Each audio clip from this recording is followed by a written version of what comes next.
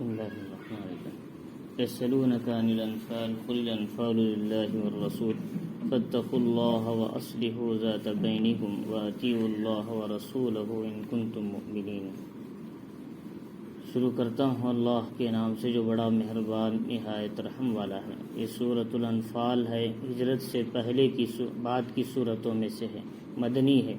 مدنی کے معنی ہجرت کے بعد جو صورتیں نازل ہوئی، چاہے وہ دن میں ہو، چاہے رات میں ہو، چاہے موسم سرما میں ہو، چاہے موسم گرما میں ہو، تو جس حالت میں بھی ہو، ہجرت کے بعد کی صورتوں کو مدنی صورت کہا جاتا۔ تو اور اس کے اندر کیا ہے 75 آیتیں ہیں اور 10 رکوع ہے۔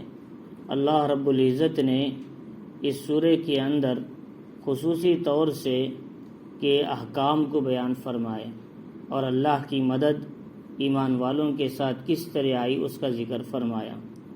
پہلی بات انفال کسے بولتے ہیں؟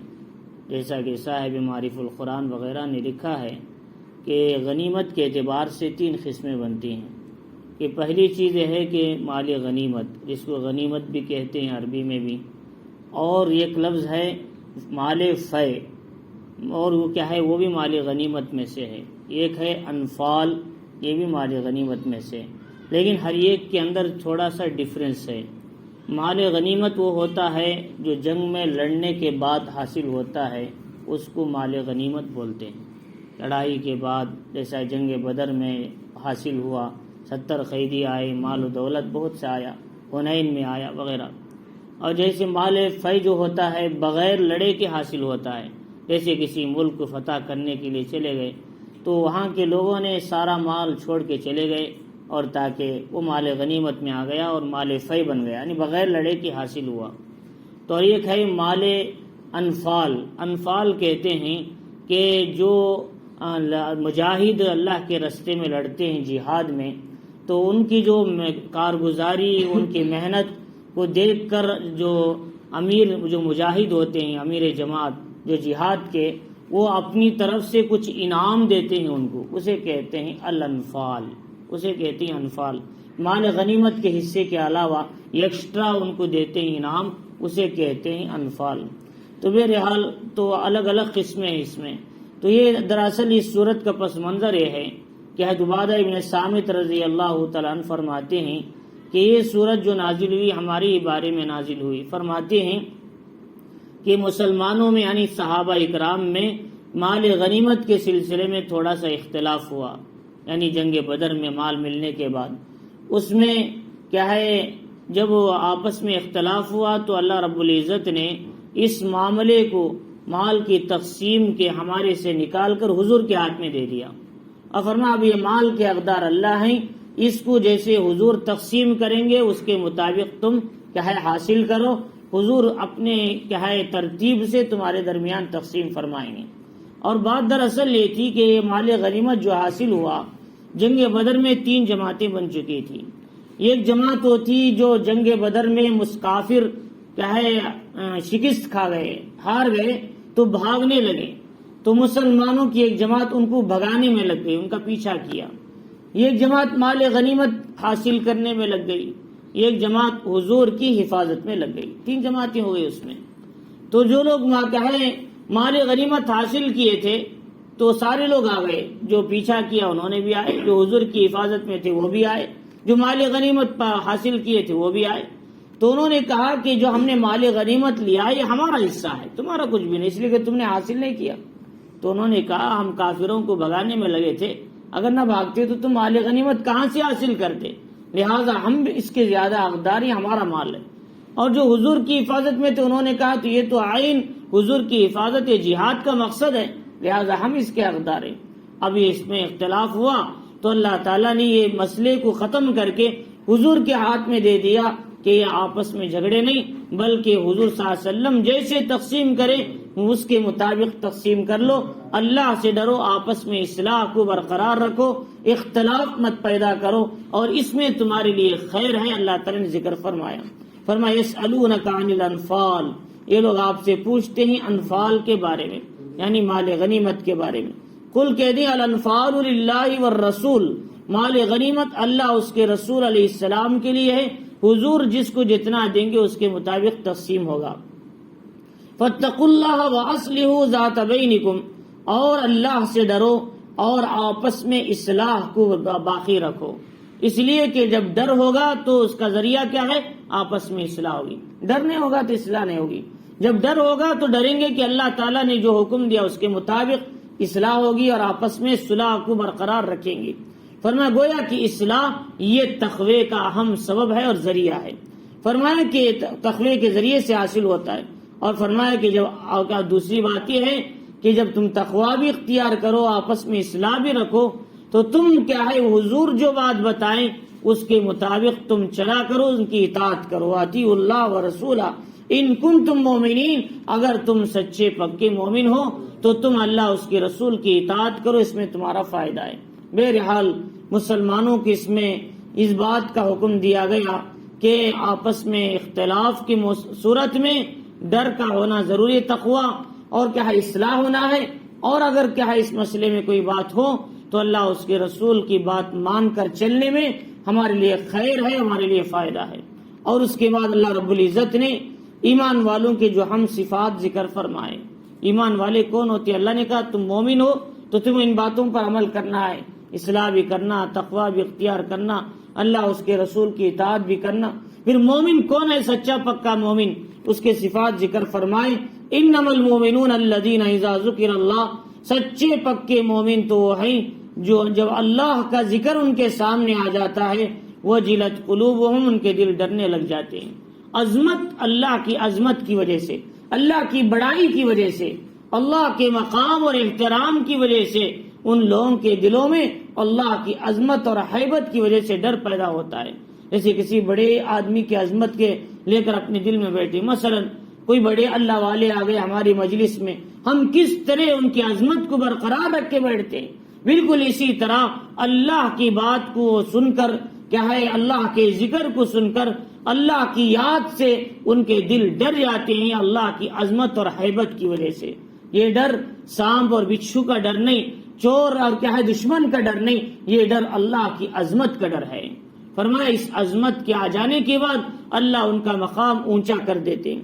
اور فرمایا دوسری صفت یہ ہے وَإِذَا تُلِيَتْ عَلَيْهِمْ آيَاتُهُ زَادَتْهُمْ ایمانا، کہ ان کے سامنے اللہ کی آیتیں قرآن و حدیث پڑھی جاتی ہیں تو ان کے ایمان میں اضافہ ہونے لگتا ہے۔ تو اسی وجہ سے کہتے ہیں دین کی مجلسوں میں بیٹھو، قرآن حدیث کی مجالس میں بیٹھو، نیک لوگوں کی مجلسوں میں بیٹھو، دین کی باتوں کو سنو، جس سے ایمان بڑھنے لگتا ہے۔ الایمان یزید و ینقص، ایمان بڑھتا بھی ہے اور گھٹتا بھی ہے۔ دین کی باتیں سنیں گے، دین کی بات بولیں گے، اللہ کی بڑائی سنیں گے، اللہ کی بڑائی بولیں گے، حضور کی سنتیں سنیں گے، حضور کی سنتیں بولیں گے، صحابہ کی واقعات بولیں گے تو ایمان میں اضافہ ہونے لگتا ہے۔ جب دین کی مجلسیں چھوٹ جائیں گی، دنیا اور دنیا کا ماحول آ جائے گا، تجارت ملازمت اور نوکریوں میں گھس جائیں گے، اسی کی 24 گھنٹے بولیں گے تو ایمان اپنے سطح سے نیچے اترنے لگ جائے گا۔ فرمایا اس لیے کہتے ہیں جیسا کہ لوگ کہتے ہیں کہ ہمارے اللہ والے جگر حضرات بھی ایمان کی سطح مختلف ہے، فرشتوں کا ایمان یہ کی سطح پر رہتا ہے۔ فرمایا انبیاء والا ایمان کیا ہے وہ بڑھتا ہی چلے جاتا ہے، اور ہمارا ایمان دین کی مجلسوں میں بڑھتا ہے، بیٹھتے ہیں تو بڑھتا ہے، دین کی مجلسیں چھوڑ دیتے ہیں، دین کی باتیں سننا چھوڑ دیتے ہیں تو گھٹ جاتا ہے۔ لیکن یہ کوئی حدیث کی بات نہیں ہے، میں اقوال ذکر کر رہا ہوں، لہذا میں نے اس کو حدیث میں کہیں نہیں دیکھا، تو اللہ والے بولتے ہیں تجربے کی بات ہے۔ تو فرمایا کہ یہ حدیث سے بھی ثابت ہے، یہ بات ثابت ہے قرآن و حدیث سے ایمان بڑھتا بھی ہے اور گھٹتا بھی ہے۔ فرمایا کہ وَعَلَىٰ رَبِّهِمْ يَتَوَكَّلُونَ، اور اپنے رب پر یہ لوگ بھروسہ کرتے ہیں۔ تیسری صفت کیا ہے؟ ان کا بھروسہ اپنے رب پر ہوتا ہے۔ یہ لوگ اسباب پر، چیزوں پر، کیا ہے نظر آنے والی چیزوں پر ان کا بھروسہ نہیں ہوتا، بلکہ اسباب تو اختیار کرتے ہیں لیکن بھروسہ اللہ پر کرتے ہیں، یہ ان کی صفات میں سے ہے۔ لہٰذا ہم نے آج چیزوں پر بھروسہ کر لیا، تجارت پر بھروسہ ہے، کیا ہے کاروبار پر بھروسہ ہے، فیکٹری پر بھروسہ ہے، کیا ہے ہماری کمائی پر بھروسہ ہے، جبکہ کھلانے پلانے والی ذات، کیا ہے ہماری بگڑی بنانے والی، حاجت روائی کرنے والی ذات اللہ کی ہے۔ یہ بھروسہ اللہ سے ہمارا بھروسہ اللہ پر سے ختم ہو چکا ہے، جس کے نتیجے میں آج امت کیا ہے چیزیں نہ ہونے کی وجہ سے، اسباب نہ ہونے کی وجہ سے اپنے آپ کو ناکام سمجھتی ہے۔ حالانکہ ناکامی اسباب نہ ہونا نہیں، حالانکہ حضور صلی اللہ علیہ وسلم کے زمانے میں اسباب کچھ نہیں تھے لیکن اللہ نے کامیاب کر دیا۔ فرعون کے پاس اسباب سب تھے لیکن ناکام کیا، نمرود کے پاس اسباب تھے ناکام کیا، حامان کے پاس اسباب تھے ناکام کیا، قارون کے پاس خزانے کی بھری ہوئی تھیلیاں تھی ناکام کیا۔ حضور کے زمانے میں اسباب نے، موسیٰ علیہ السلام کی بنی اسرائیل 6,80,000 ان کے پاس اسباب نے، لیکن سمندر میں راستے مل رہی، کامیابی مل رہی۔ فرمایا اسباب پہ ہم بھروسہ نہیں کرنا اور اسباب کے نہ ہونے پر مایوس بھی نہ ہونا، کیونکہ اسباب سے ہماری کوئی کامیابی نہیں ہے۔ تو لہذا اس لیے فرمایا کہ اللہ پر بھروسہ کرنا یہ مومن کی صفات ہے۔ فرمایا الذین یقیمون الصلاۃ، اور تیسری صفت ایمان والوں کی یہ ہے، فرمایا وہ نماز قائم کرتے ہیں، نماز پڑھتے نہیں۔ نماز تو ساری دنیا پڑھتی ہے، وقت چکا کر، چھوڑ کر، قضا کر کے، کیا ہے جسے دل چاہے نماز پڑھ لیا۔ اس کا نام نے قائم کرنا نماز یہ ہے آدمی وقت پر نماز پڑھنا، خشوع اور خضوع سے پڑھنا، وضو اچھی طرح کرنا، اور ظاہری عذابی سکون سے ہونا، باطنی عذابی سکون سے ہونا۔ اور فرمایا کہ نماز کو کیا ہے ادب کے ساتھ، احترام کے ساتھ ادا کرنا۔ اللہ کو ہم دیکھ رہے ہیں کہ نہ ہو سکے تو اللہ ہم کو دیکھ رہا ہے، اس کیفیت کے ساتھ نماز ادا کرنا، اس کا نام نماز قائم کرنا ہے۔ فرمایا اللہ تعالیٰ نے وَمِمَّا رَزَقْنَاهُمْ يُنْفِقُونَ، اور فرمایا کہ اللہ نے جو مال ہم نے ان کو دیا، اللہ فرماری اس میں سے وہ خرچ کرتے ہیں۔ پانچویں صفت ہے۔ تو یہ 5 صفات ہیں ایمان والوں کے۔ فرمایا ایک تو اللہ کے ذکر سے ان کے دل ڈر جانا۔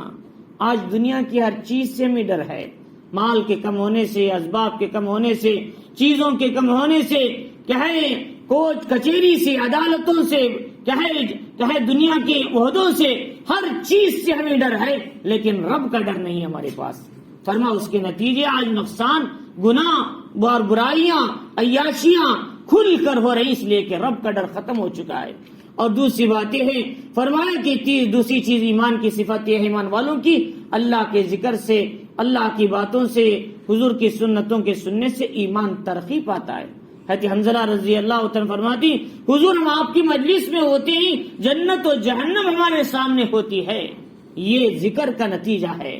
جب آپ کی مجلس سے چلے جاتے ہیں تو پھر دنیا کے جھمیلوں میں بچوں میں پڑھ کر آپ جو ذکر جو ہونا چاہیے، جو یا کہیں جو مذاکرہ ہونا چاہیے، وہ مذاکرہ نہ ہونے کی وجہ سے وہ کیفیت ہمارے اندر نہیں رہتی، ختم ہو جاتی ہے۔ صحابہ کی ایمان کتنا مضبوط تھا، ان کی وہ کیفیت ختم ہو جاتی ہے تو پھر ہمارا اور شما کا کیا حال ہوگا؟ تو 24 گھنٹے کیا ہے، دین کی مجلسوں میں بھی ہماری کیفیت ختم ہو جاتی ہے۔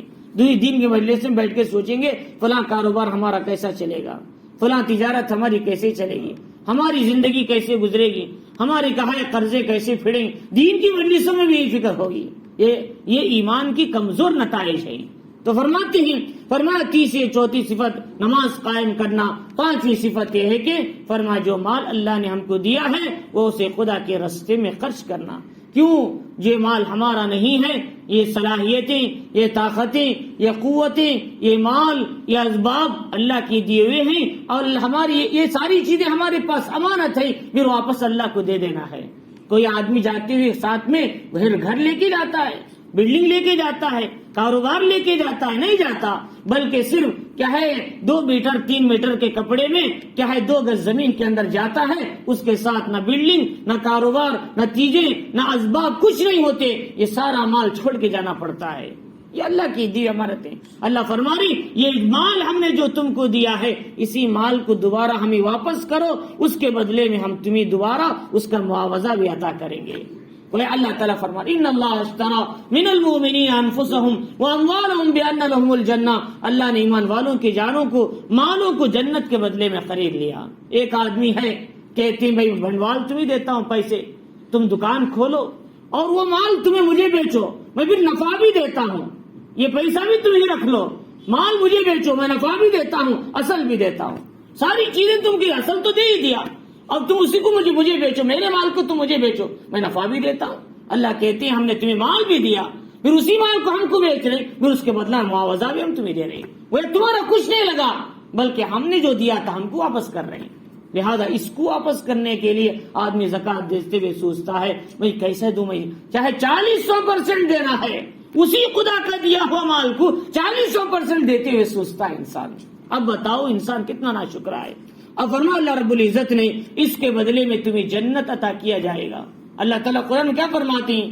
یا ایھا الذین آمنوا هل ادلکم علی تجارہ، ایمان والو کیا میں تم کو بتاؤں ایسی تجارت تنجیکم من عذاب علیم، جو عذاب علیم سے تمہیں نجات دے۔ کیا ہے؟ تؤمنون باللہ، اللہ پر ایمان لاؤ۔ کیا ہے؟ وہ تجاہدون فی سبیل اللہ، اللہ کے راستے میں محنت کرو۔ تؤمنون باللہ ورسولہ، اللہ اس کے رسول پر ایمان لانا۔ وہ تجاہدون فی سبیل اللہ، اللہ کے راستے کا مجاہدہ اختیار کرنا اپنے مال اور اپنی جان سے بھی۔ اموالکم انفسکم ذالکم خیر لکم ان کنتم تعلمون، یہ تجارت اچھی تجارت ہے اگر تم جانتے ہو۔ دنیا میں بہت سی تجارتوں کے تجربے حاصل کر رہے ہیں، فلاں تجارت میں کیا نفع ہے، فلاں تجارت میں کیا بینیفٹس ہے، فلاں تجارت میں کیا فائدے ملتے ہیں، ساری چیزوں کے تم وہاں جان رہے ہو، لیکن یہ جنت کی تجارت تم نہیں جان رہے ہو۔ اس کے بارے میں سوچو تو تمہیں بہت فائدہ ملے گا۔ فرمایا کیا بدلہ ملے گا؟ یغفر لکم ذنوبکم، اللہ تمہارے گناہوں کو بخش دے گا۔ وَيُدْخِلْكُمْ جَنَّاتٍ تَجْرِی مِن تَحْتِھا الْأَنْہَار، تمہیں ایسی جنت میں داخل کرے گا جس کے نیچے نہریں جاری ہیں، اور وہ جنت پاکیزہ جنت ہے، مساکن طیبۃ فی جنات عدن، دنیا کی بلڈنگ کی جو کیا ہے اس کا جو بھروسہ ہے، اس کا جو وقت ہے 80-90 سال سے زیادہ نہیں۔ اللہ کہتے ہیں جنت جب سے بنی ہے اور قیامت تک باقی رہے گی اور آئندہ بھی باقی رہے گی، اس بلڈنگ کی کوئی چیز ختم نہیں ہوئی، بلکہ ہمیشہ ہمیشہ کا گھر ہے وہ مساکن طیبۃ فی جنات عدن ذالک الفوز العظیم، یہ بڑی کامیابی اللہ تعالیٰ فرما رہی ہے۔ یہ کون سی تجارت ہے؟ یہ آخرت کی تجارت ہے۔ فرما سبحان اللہ بولو ایک پودا لگے گا، الحمدللہ بولو ایک پودا جنت میں لگے گا، ایک زمین ہم دنیا میں بھی لگا رہے ہیں پودے، دنیا کے باغیچوں میں، دنیا کے کھیتوں میں ایک باغیچہ آخرت کا ہے، وہاں پر بھی لگانا ہے۔ ابو ہریرہ رضی اللہ تعالیٰ پودا لگا رہی، پوچھا ابو ہریرہ کیا کر رہے ہیں؟ فرمایا اللہ کے نبی پودا لگا رہا۔ حضور نے فرمایا بہترین پودا بتاؤ؟ سبحان اللہ، الحمدللہ، اللہ اکبر، یہ تم اگر جب پڑھو گے تو جنت میں تمہارے نام کا ایک پودا لگتا چلے جائے گا۔ تو فرمایا یہ ساری چیزیں جو اللہ نے ہم کو دیا ہے، اللہ کے دیے مال کو اللہ کے راستے میں دینا ہے۔ فرمایا دو گے تو کیا ملے گا؟ اللہ فرما رہی ایک کے بدلے میں تمہیں 700 روپے دیے جائیں گے۔ مثل الذین، اللہ تعالیٰ مثل الذین ينفقون اموالهم فی سبیل اللہ کمثل حبۃ انبتت 7 سنابل فی کل سنبلۃ 100 حبہ، ان لوگوں کی مثال جو اللہ کے راستے میں خرچ کرتے ہیں وہ دانے اور بالی کی طرح ہے۔ ایک بیج ڈالو، بالی نکلی، اس میں 7 ایک پودا نکلا، 7 بالیاں نکلی، باریک 7 بالیاں نکلی، ہر بالی میں 100 دانے، تو گیا ایک دانے سے تمہیں 700 دانے مل گئے، ایسے 1 روپے سے تمہیں 700 روپے ملیں گے۔ یہ اللہ کے راستے کا ہے فائدہ۔ تو اللہ رب العزت فرما رہی کہ اللہ تعالیٰ فرمائے 5 صفات اختیار کرنے والے کون ہیں؟ اولئک هم المؤمنون حقا، یہ سچے پکے مومن ہیں۔ فلہم درجات عند ربہم، بھئی تم نے تو جب کچھ محنت کیا، نماز پڑھی اور اللہ کے عظمت کو دل میں بٹھایا، ایمان کو تازہ کیا اور کیا ہے اللہ کے راستے میں مال کو خرچ کیا، کیا ہم تم کو ایسے ہی چھوڑ دیں؟ تم کو بھی کچھ انعام دیں گے، معاوضہ دیں گے، یہ کہ تم کو اللہ بلند درجات عطا فرمائیں گے، جنت میں بھی، دنیا میں بھی، آخرت میں بھی۔ اور دوسرا اللہ تعالیٰ تمہاری مغفرت فرمائیں گے، اور تیسرا فائدہ ورزق کریم، عمدہ روزی اللہ تمہیں عطا فرمائیں گے دنیا میں بھی اور آخرت میں بھی۔ چنانچہ اسی لیے علماء اکرام نے لکھا ہے، فجاء تفسیر بحر محیط کے اندر لکھا کہ یہاں 3 چیزوں کا اللہ نے انعام ذکر فرمایا، ان میں سے جو 5 صفات بیان فرمائی ایمان والوں کے، پہلے 2 صفات یہ دل سے متعلق ہے، ایمان لانا، ایمان کا بڑھنا، اللہ سے ڈرنا، اللہ کی عظمت کو پیدا کرنا، یہ دل سے متعلق ہے۔ اور دل سے جو آدمی دل کے اندر اللہ کی عظمت کو باطنی جو صفات بناتا ہے، اس کے بدلے میں اللہ اسے بلند درجات دینے کا وعدہ کرتے ہیں۔ دل کے مقابلے میں بلند درجات، دل کی صفات کو درست کرنے میں۔ دوسرا ہے فرمایا کہ ایمان والے نماز قائم کرتے ہیں، یہ ظاہری اعمال ہے، ظاہری اعمال اور اعضاء کو صحیح بنانے کی بنیاد پر اللہ ان کی مغفرت فرماتے ہیں۔ اور تیسرا ہے فرمایا کہ جو مال اللہ نے ان کو دیا اسے اللہ کے راستے میں خرچ کرنے پر اللہ ان سے عمدہ روزی کا وعدہ فرماتے ہیں۔ تین چیزوں کے بدلے میں تین چیزیں، دل کی سنوارنے کے بدلے میں بلند درجے، اور اعمال ظاہری اعمال کے سنوارنے کے بدلے میں مغفرت، اور مال کو خدا کے راستے میں خرچ کرنے کے بدلے میں تمہیں عمدہ روزی دی جائے گی. تین کے بدلے میں تین انعام تمہیں ملیں گے. تو اللہ رب العزت نے اس میں بتایا کہ یہ ساری صفات ایمان والوں میں. حضرت حسن بصری رحمۃ اللہ علیہ سے کسی نے پوچھا کہ حضرت کیا آپ مومن ہیں؟ حضرت نے کہا تم کون سے مومن کی بات کرتے ہو؟ مومن تو دو ہوتی، ایمان کی دو نشانیاں ہیں، دو صفات ہیں. ایک وہ مومن ہے وہ کہے آدمی آمنت باللہ و ملائکتہ و کتبہ و رسلہ والیوم الآخر، میں ایمان لایا اللہ پر، اس کے فرشتوں پر، اس کے کتابوں پر، اس کے رسولوں پر، آخرت کے دن پر، اچھی بری تقدیر پر، اللہ کی طرف سے مرنے کے بعد زندہ ہونے پر. یہ بھی ایک مومن ہے. یہ مومن ہے عام مومن. اگر وہ مومن ہے تو میں بھی ہوں مومن. لیکن وہ مومن تم بول رہے ہو کہ سچے پکے مومن جو سورہ انفال میں بیان کیا، تو اس کے بارے میں مجھے پتا نہیں، ابھی میں بھی ترقی کرنا ہے. اب حسن بصری وہ پائے کہ تابعی تھے جنہوں نے 100 صحابہ بدری صحابہ سے ملاقات کیا، وہ تابعی کہہ رہے ہیں میں بھی ایسا سچا پکا مومن بننے کی تیاری کر رہا ہوں. اب ہمارا اور شما کا کیا حال ہوگا؟ کیا ہم ایسے پکے سچے مومن بننے کی کوشش کریں گے؟ لیکن کریں گے تو کم از کم اللہ تعالیٰ ہماری کوشش کو دیکھ کر کامیاب فرما دے. تو لہذا کوشش تو کرنا ہے. اللہ تعالیٰ کوشش کرنے والوں کی محنت کو دیکھ کر کبھی قبول کر لیتے ہیں، اگرچہ کہ اس میں 100% کامیاب نہ ہوئے ہو. حسن بصری رحمۃ اللہ علیہ کی بات آئی تو میں بتاؤں، یہ ام سلمہ رضی اللہ تعالیٰ عنہ کے گود میں کھیلنے والے تابعی تھے. ازواج مطہرات میں سے حضور صلی اللہ علیہ وسلم کی جو بیوی تھی، فرماتے ہیں ایک دن ایسا ہوا حضور صلی اللہ علیہ وسلم کے ایک پیالہ رکھا ہوا تھا، ان کی ماں حضرت ام سلمہ کی باندھی تھی، اور ان کے ابا کام کرتے تھے، محنت کرتے تھے، غلام تھے. فرماتے ہیں ایک دن پیالہ رکھ دیا حضرت ام سلمہ کے یہاں تھے، تو فرماتی ہیں حضور کے بچا ہوا پانی انہوں نے پی لیا. حضور صلی اللہ علیہ وسلم نے پوچھا میرا پیالہ کہاں چلے گیا؟ فرمایا کہ انہوں نے کہے حسن نے اس کو پی لیا ہے. تو فرمایا کہ پینے تو کوئی مسئلہ نہیں، لیکن میرے علم کا حصہ اسے وافر مل چکا ہے اس کے ذریعے سے. فرماتی میرے علم کا حصہ اسے مل گیا، وافر حصہ مل گیا. فرماتی حسن بصری رحمۃ اللہ علیہ کو اللہ نے بڑا علم دیا تھا. بڑے بڑے لوگ ان کے تابعی ان کی خدمت میں آیا کرتے تھے اور سیکھا کرتے تھے. باعزید بستامی رحمۃ اللہ علیہ ان کی خدمت میں جاتے تھے. تو فرمایا کہ حسن بصری رحمۃ اللہ علیہ فرماتی میں اگر اس مومن کی بات کر رہے ہو تو میں اس کی ابھی میں ہوں یا نہیں اس کے بارے میں پتا نہیں، میں بھی اس کی کوشش میں لگاؤں. اور اس کے بعد یہ بتا اللہ رب العزت نے جنگ بدر کے پس منظر کو کچھ سامنے پیش کرتے ہوئے، جنگ بدر 200 ہجری میں پیش آئی. جنگ بدر کا مسئلہ یوں پیش آیا کہ جب مسلمان ہجرت کر کے مکے سے مدینہ گئے تو 200 ہجری میں، تو اس وقت میں صحابہ اکرام رضوان اللہ تعالی علیہ اجمعین کے جو مال تھے، گھر تھے، دولتیں تھی، جو کچھ تھا، سب مکے میں چھوڑ کر صرف ایک اللہ کے نام پر ایک لباس میں وہ نکل چکے تھے مدینے کی طرف. ان کے پاس کوئی مال خزانے ان کے ساتھ نہیں تھے، سیدھے سادے چلے گئے اللہ کے دین کے خاطر. جب وہ مکہ گئے تو ادھر جو ان کی بیوی بچے تھے ان پر کافروں نے ظلم کر کے ان کا سارا مال چھین لیا. مال لے لیا، پیسے لے لیے، کپڑے لے لیے، بستروں تک لے لیا، ان کو بے یار و مددگار چھوڑ دیا. اب صحابہ اکرام کو تکلیف تو ہوئی، لیکن اللہ کے دین کے خاطر برداشت کیا، سب کچھ برداشت کیا صحابہ اکرام نے. تو لہذا ویسی برداشت شاید دنیا میں کوئی جماعت ایسی ہو.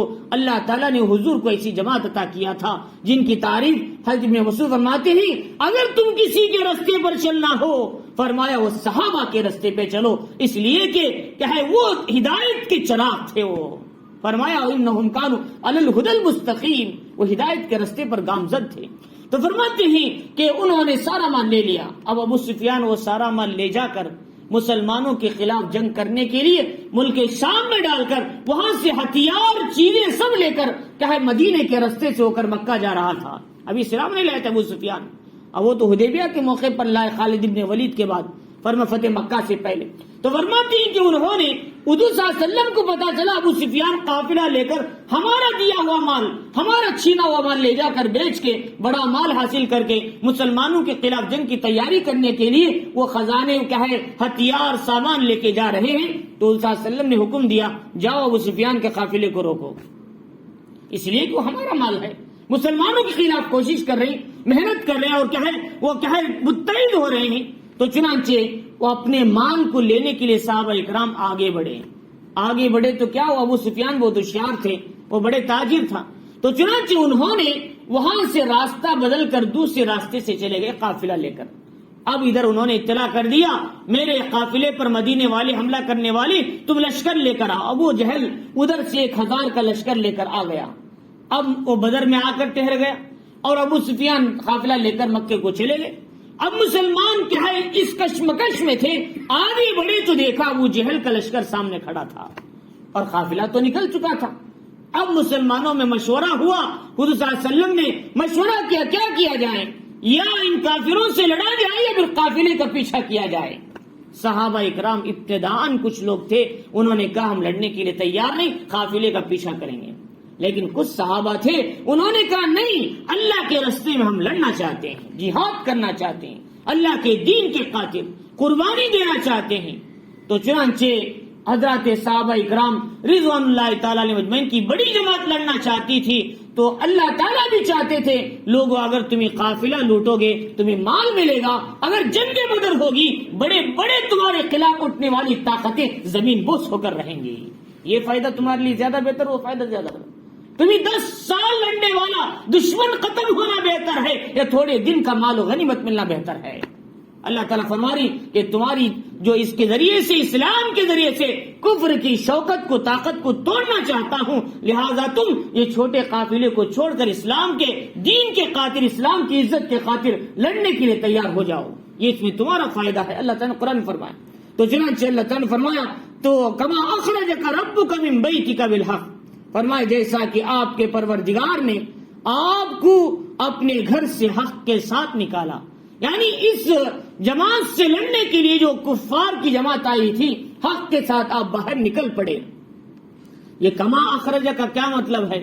کما اخرجہ کا یہ مثال تشبیہ دینا ہے، جیسے تم لوگوں نے کیا ہے مال غنیمت کے تقسیم کے سلسلے میں جب تمہارے درمیان اختلاف ہوا، تم نے اطاعت کیا اللہ اس کے رسول کی، مان لیا، تو اللہ نے تمہارے لیے کیا ہے کامیابی کے اسباب دیے، نعمتیں عطا کی، انعامات سے نوازا۔ ایسے آپ نے جنگ بدر میں بھی کیا ہے ابتدا میں صحابہ اکرام نے جو ہے کشمکش میں تھے، بعد میں سب کے سب جنگ کے لیے تیار ہو گئے۔ اللہ تعالیٰ نے بالکل اسی طرح اس جنگ میں بھی تمہارے لیے مدد کے راستے کھولے اور تمہیں کامیابی عطا فرمائی، تو لہذا اطاعت کرنے میں تمہارے لیے فائدہ ہے اور نعمتیں کھل کر آئیں گی۔ تو چنانچہ وَإِنَّ فَرِيقًا مِّنَ الْمُؤْمِنِينَ لَكَارِهُونَ، اور ایمان والوں کی ایک جماعت اسے ناپسندیدہ سمجھ رہی تھی، ناگواری محسوس کر رہی تھی، ہم جنگ لڑنا نہیں چاہتے، ہم قافلے سے مال لینا چاہتے ہیں، ایک جماعت اس کو ناپسند کر رہی تھی۔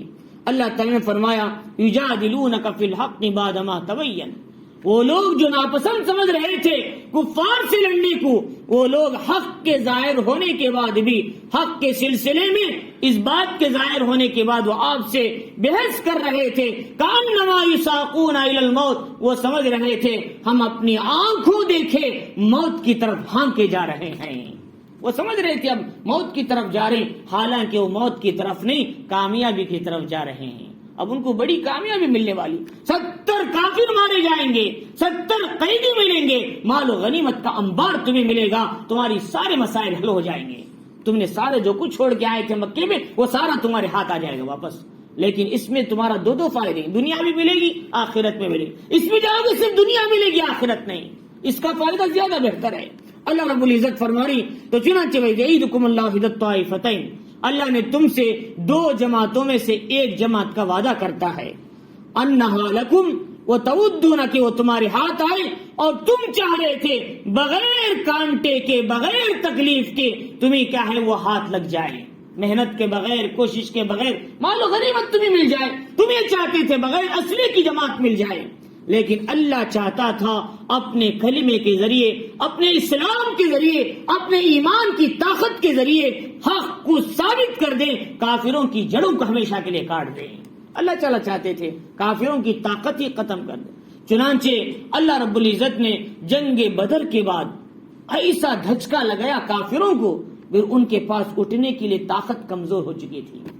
جنگ احد کے بعد اور ایسا دھچکا جھٹکا لگا کہ اب جنگ احد کے بعد کافروں کے دل میں طے ہو چکا تھا اب مسلمانوں سے لڑنا بیکار ہے، یقیناً ہم ناکامیاب ہونے والے ہیں۔ اسی لیے وہ لوگ سوچتے 5 سن ہجری میں کئی جماعتوں کو لے کر آئے، اس میں اور بڑا دھچکا لگا، اللہ نے وہاں پر بھی ناکام کیا، مسلمانوں کو کامیاب فرمایا جنگ خندق میں بھی، تو اب انہوں نے طے کر لیا اب مسلمانوں سے لڑنا نہیں ہے، اب صلح کر لینا چاہیے۔ 7 سن ہجری میں صلح ہو گئی، اب ہمارے درمیان 10 سال تک جنگ نہیں ہوگی، تمہارے آدمی ہم پر حملہ نہیں کریں گے، ہمارے آدمی تم پر حملہ نہیں، یہ 10 سال امن کے ہو رہیں گے۔ کیوں؟ کافر جان چکے تھے اب ہماری ناکامی یقیناً سامنے ہے۔ اللہ نے جنگ بدر میں سب سے بڑا جھٹکا ان کو لگایا۔ اللہ رب العزت فرما رہی تو اب کافروں کی جڑوں کو ہم کاٹنا چاہتے ہیں، ہم صرف مال غنیمت حاصل کرنا نہیں چاہتے۔ لیبطل الباطل، تاکہ سچ کو سچا کر دیں، جھوٹ کو جھوٹا کر دیں، ولو کرہ المجرمون، اگرچہ کہ مجرم اسے ناپسند کرتے ہیں۔ قرآن کیا کہتا ہے؟ والذی ارسل رسولہ بالہدی ودین الحق لیظہرہ علی الدین کلہ، ای ذات ہے جس نے اپنے رسول کو کیا ہے دین حق اور ہدایت دے کر بھیجا تاکہ حضور کے لائے ہوئے دین کو تمام باطل دینوں پر غالب کر دے، لیظہرہ علی الدین کلہ ولو کرہ المجرمون، اگرچہ کہ مجرم لوگ اسے ناپسند کرتے ہیں، مشرک لوگ۔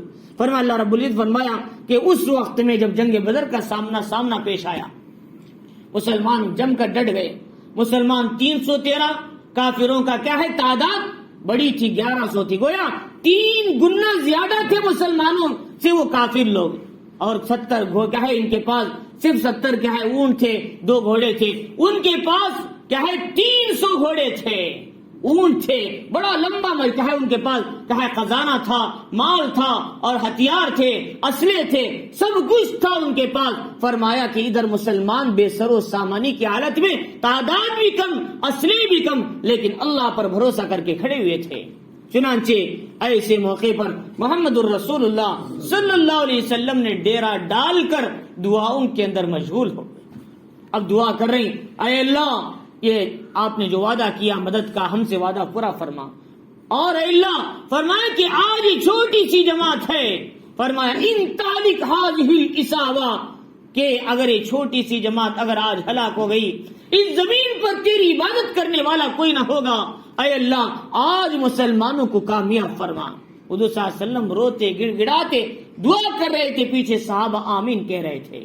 ابن عباس رضی اللہ عنہ فرماتی حضور دعا کر رہے تھے، صحابہ آمین کہہ رہے تھے۔ بعض لوگ کہتے ہیں بھائی اردو دعا کرنا، سامنے دعا پیچھے آمین کہنا کہاں سے ثابت؟ جہاں تو ثابت ہے، حضور صلی اللہ علیہ وسلم دعا کریں پیچھے آمین کہہ رہے، اردو دعا کرنا آمین بولنا حضور سے ثابت ہے دعا۔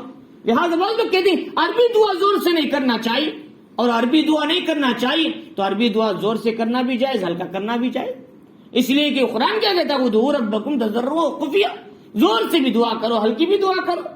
ہلکی دعا کر رہے ہیں وہ بھی اچھی بات ہے، لیکن وہ زور سے دعا کر رہے ہیں وہ بھی اچھی بات ہے۔ حضور صلی اللہ علیہ وسلم کی جتنی دعائیں ہم تک آئی ہیں وہ کیسی آئی ہیں؟ کیا صحابہ اکرام نے کان لگا کے سنا حضور کے پاس جا کر؟ حضور صلی اللہ علیہ وسلم نے وہی دعائیں کیا، صحابہ اکرام نے سنا، لکھا، اسے کہا اپنے ذہنوں میں بٹھایا، پھر امت تک پہنچایا۔ ربنا آتنا فی الدنیا حسنہ، حضور ہر نماز کے بعد پڑھتے تھے، کیسے بتاتے روایت صحابہ اکرام؟ اور فرمایا اللہم انت السلام ومنک السلام، حضور ہر نماز کے بعد پڑھتے تھے، صحابہ کو نصیحت کیا دعا کرو۔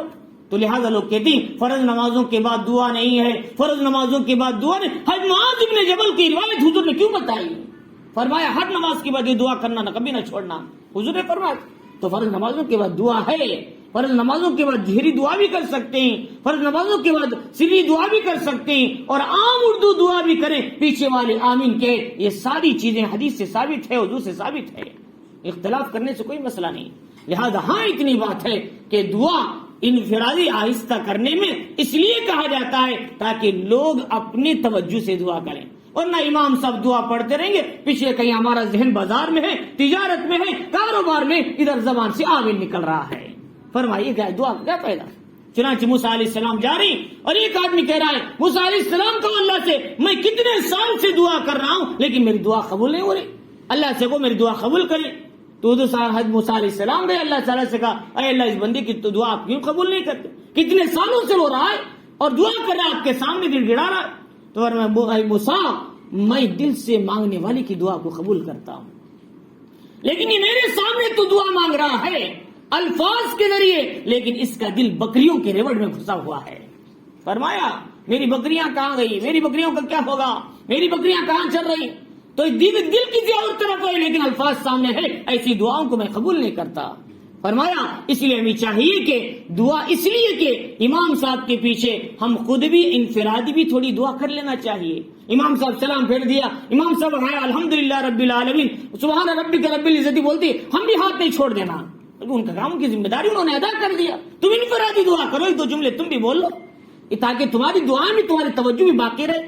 فرمایا اس لیے سری دعا بھی کر سکتے ہیں، جہری دعا بھی کر سکتے ہیں، لیکن دعا میں توجہ ہونا اصل چیز ہے۔ اور اس کے بعد یہ بتایا استستغیثون ربکم فاستجاب لکم انی ممدکم بألف من الملائکۃ مردفین، جبکہ یاد کرو اس وقت کو جبکہ تم اپنے پروردگار سے فریاد کر رہے تھے، حضور دعا مانگ رہے تھے، فاستجاب لکم، اللہ نے تمہاری دعا قبول فرمائی، تمہاری فریاد قبول کی۔ انی ممدکم بألف من الملائکۃ مردفین، اللہ نے کہا میں تمہاری مدد کے لیے 1000 فرشتے جو لگاتار آئیں گے، ان کے ذریعے سے میں تمہاری مدد کروں گا۔ چنانچہ روایتوں میں آتا ہے فرشتے جب آنے لگے تو انسانوں کے بیچ میں سے، انسانوں کی شکل میں فرشتے بھی آ رہے تھے۔ ادھر ایک مسلمانوں کا ادھر ایک ڈیرا لگا ہے اور ادھر ایک ڈیرا لگا ہے، ادھر سے کچھ لوگ جا رہے ہیں، آ رہے ہیں، جا رہے ہیں، آ رہے ہیں، یہ ڈیرے سے ڈیرے میں، ڈیرے سے ڈیرے میں۔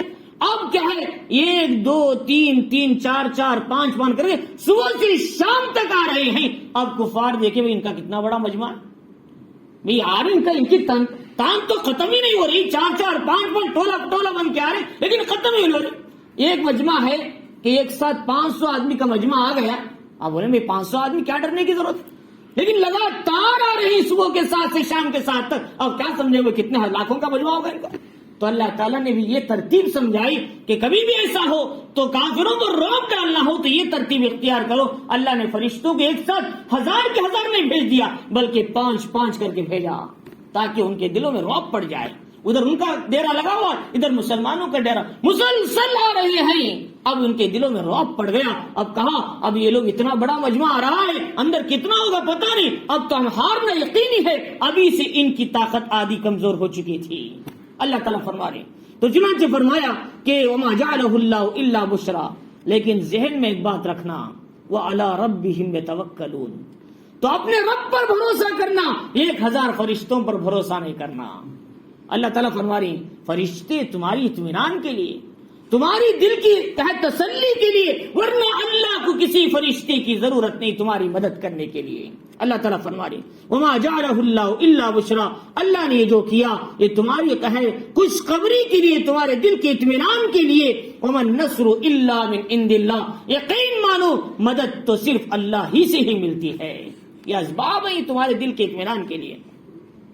اور فرما اللہ رب العزت نے اس کے بعد اللہ تعالیٰ نے کہا ان اللہ عزیز حکیم، اللہ تو غالب ہے اور حکمت والے ہیں۔ اور ایک دوسری روایتوں میں ہے 5000 فرشتوں کو اللہ نے اتارا، لیکن انہوں نے سوچا تھا کہ بڑا کمک، ایک بڑا مجمع منگا کر مسلمانوں کو ختم کر دیں۔ اللہ نے اس وقت کہا اگر وہ ایک وقت بڑا مجمع آئے گا ہم بھی 5000 فرشتوں کے مجمع کو اتاریں گے، جب ان کا مجمع نہیں آیا، ختم ہو گیا، اللہ نے بھی اپنے وعدے کو برقرار رکھا، لیکن اگر انہوں ختم کرنے کے لیے ان کا بڑا مجمع آتا اللہ بھی اپنے فرشتوں کے مجمع کو اتار دیتے۔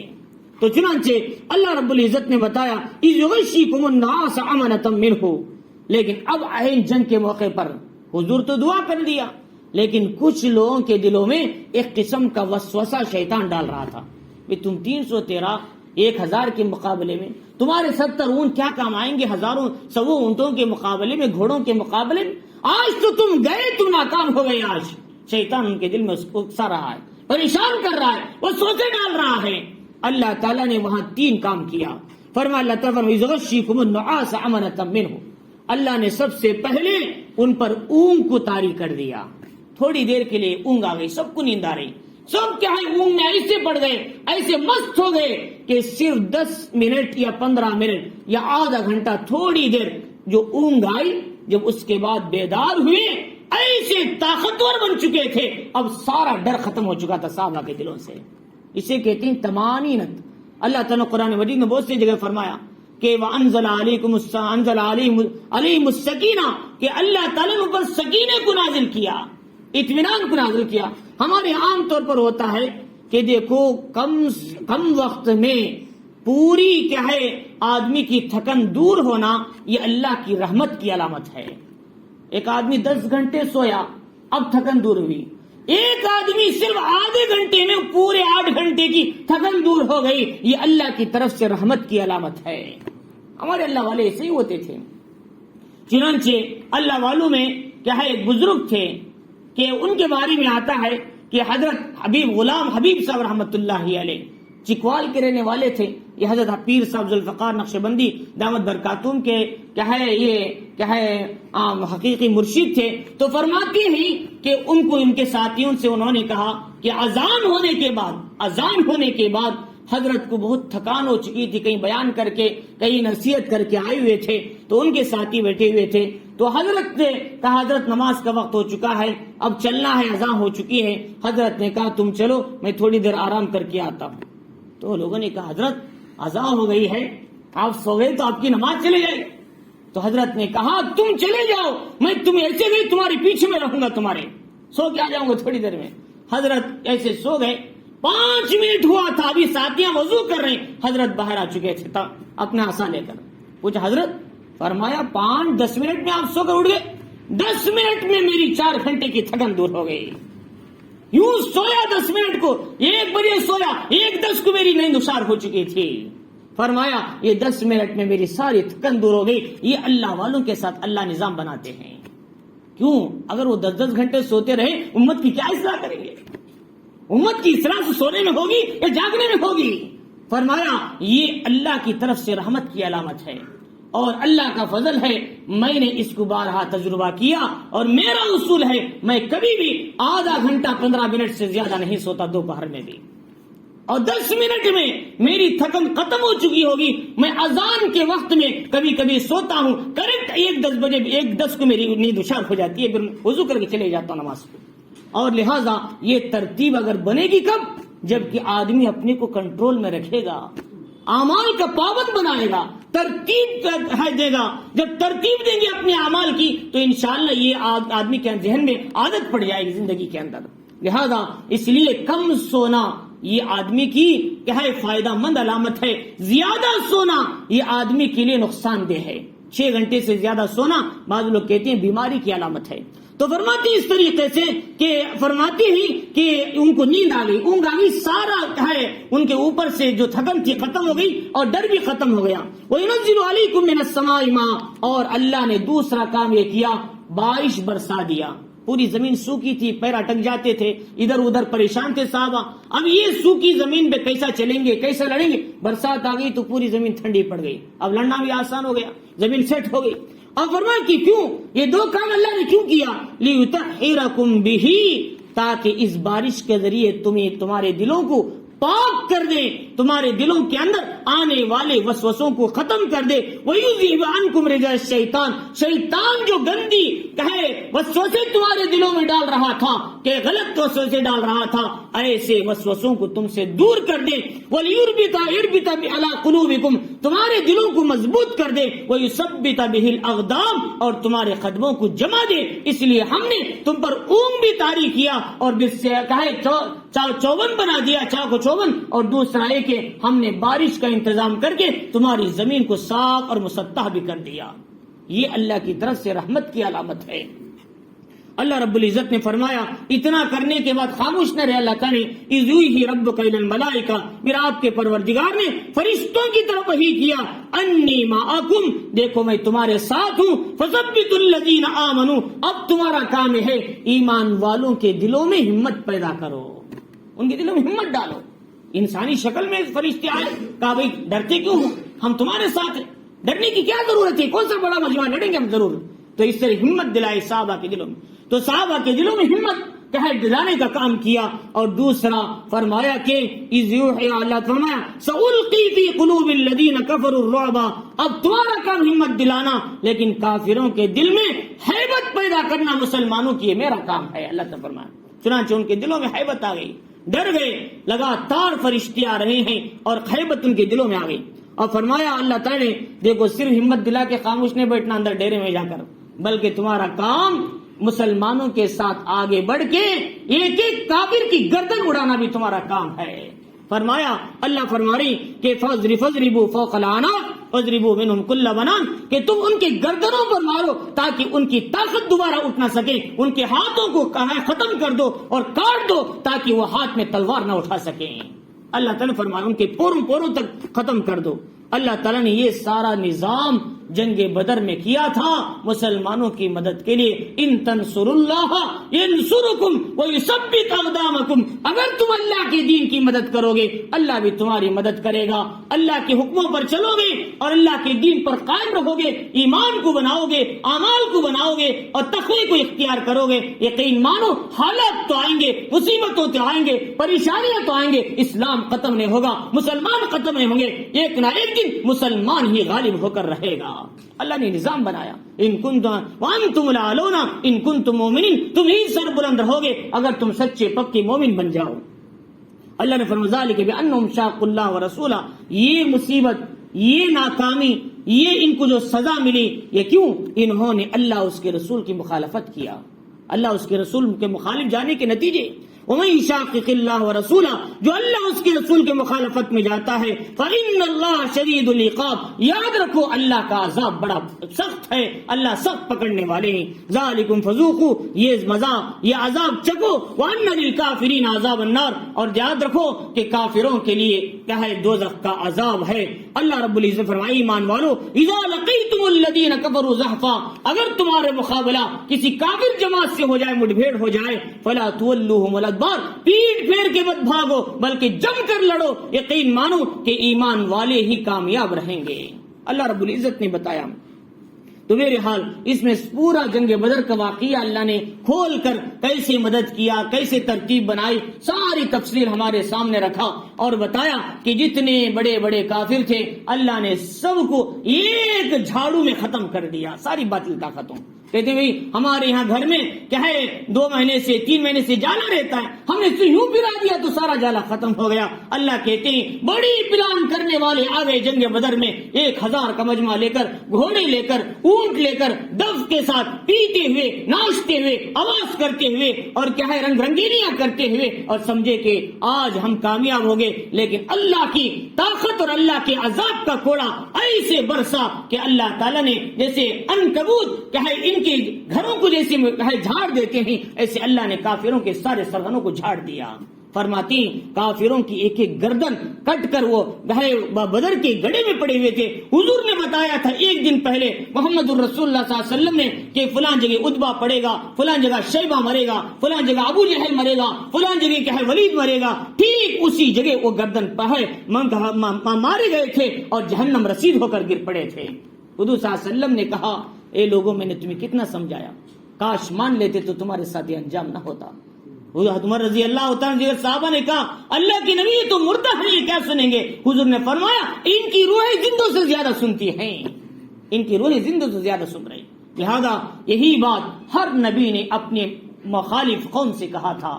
حضرت لوط نے بھی اپنی قوم سے کہا، جب ان کی قوم کو آسمان سے اٹھا کر نیچے پٹک دیا، پوری سمندر بن گیا اور ان کے گھر زمین میں دھس گئے، اور ایسے ہی قوم عاد سے حضرت ہود علیہ السلام نے کہا، قوم صالح سے کہا ہے حضرت صالح علیہ السلام نے کہا قوم سمود سے، لوگوں ہمیں نے تمہیں کتنا سمجھایا لیکن ہماری بات نہ ماننے کے نتیجے میں آج تم اپنے جہنم کے گڑھے میں پڑے ہوئے ہیں، کاش مان لیتے تمہارے ساتھ یہ انجام نہ ہوتا۔ اللہ رب العزت ہمیں ان آیتوں کو سمجھنے، اس کے اندر جو ایمان والوں کی جو صفات بتائے ان صفات کو اپنی زندگی میں لانے، حقیقی سچے پکے مومن بننے کی توفیق عطا فرمائے۔